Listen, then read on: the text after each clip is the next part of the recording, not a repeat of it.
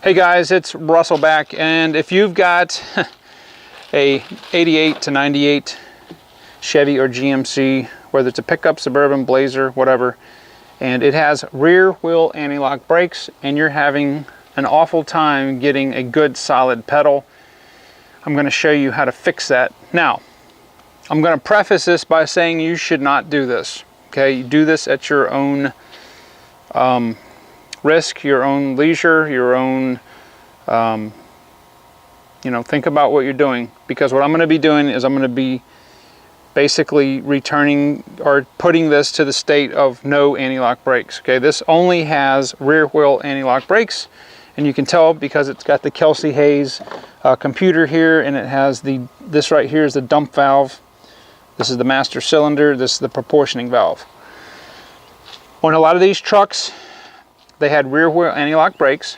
If you've got a big square module here that's got lines going in, a lot of lines going into it, that's probably the four-wheel anti-lock brake module, and this does not have anything to do with that. But the reason that I'm going to do this is because, number one, I believe my dump valve is contaminated with a lot of brake sludge and nastiness.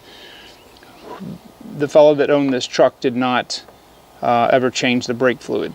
So I've replaced everything in the rear, the drums, the shoes, the hardware, new brake line. I'm getting ready to do the front, but the pedal is horrible. It sinks to the floor. It's just not a good solid pedal. A lot of times what it is there's air in here, and it's very difficult to get the air out. And quite frankly, unless it's a modern anti-lock system, I just don't want it, and I don't need it on this truck, so I'm going to take mine off. You should not take yours off unless you think about what you're doing. I'm just showing you what I'm going to do. So obviously I'm going to remove the master cylinder because I'm going to replace it, but you don't need to do that. You've got your rear and front. This reservoir is for the rear, this larger one is for the front. It's backwards. You'd think it would be the other way around, but the both of these lines go into the top of the proportioning valve. Okay, this right here, this is the front circuit, goes in the proportioning valve, goes out, and just goes out to both calipers, front calipers. Now the rear, it's coming out here. It goes from the bottom of the proportioning valve, and you see that small loopy brake line. I've already loosened this, but this right here goes out of the proportioning valve into this dump valve that's got an electric solenoid on it, and then goes out this line to the rear.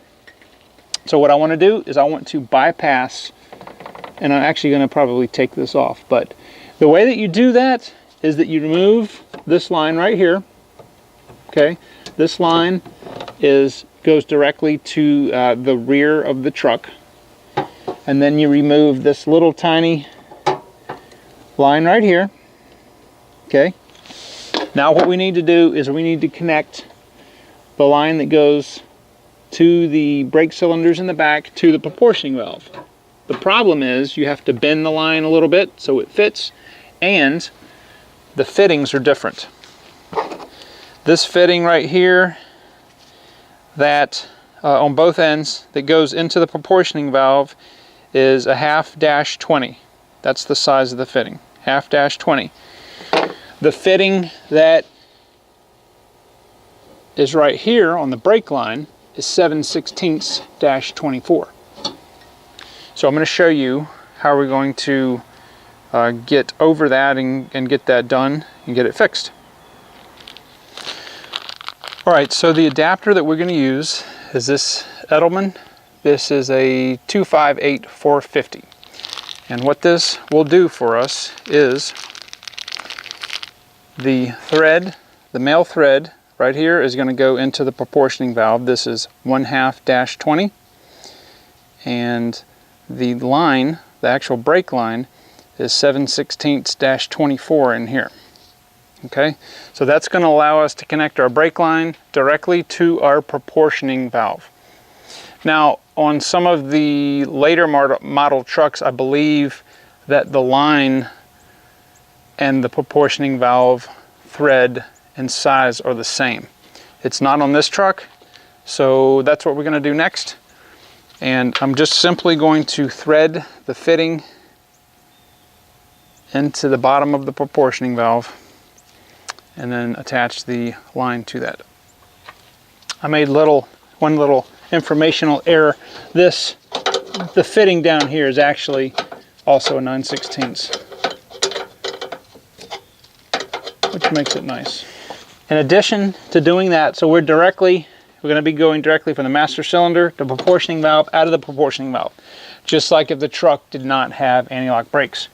So in order to keep the light from coming on the dash, we're going to disconnect the connectors on the computer. Okay, comes out just like that.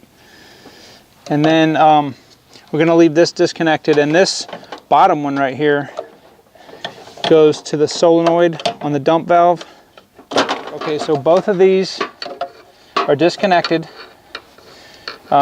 If you want, you can take these bolts loose and slide the computer off, but I'm not going to mess with them. I'm just going to leave it there.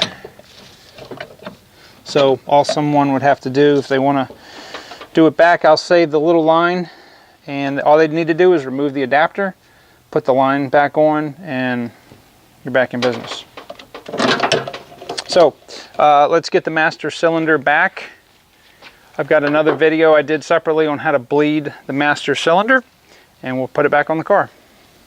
All right, I just wanted to give you guys the little final update on disabling the rear anti-lock and taking the dump valve out of the way. The pedal is 99% acceptable now.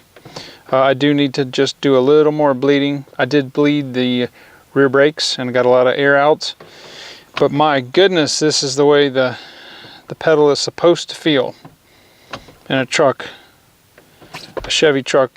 That's what it feels like without the anti-lock brakes, without the boost valve in there. Let me crank it up real fast.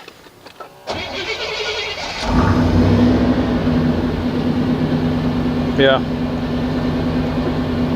The pedal no longer goes all the way to the floor. It's got a little bit of travel, and it's got a nice firm pedal. And that's with the brakes, or with the boost pressure. And it's not sinking anymore. So, all right guys, I hope that was helpful. Remember, if you choose to disable the anti-lock system on your vehicle, whether it's front, rear, or both, do that at your own risk and your own demise. I was just showing you what I do.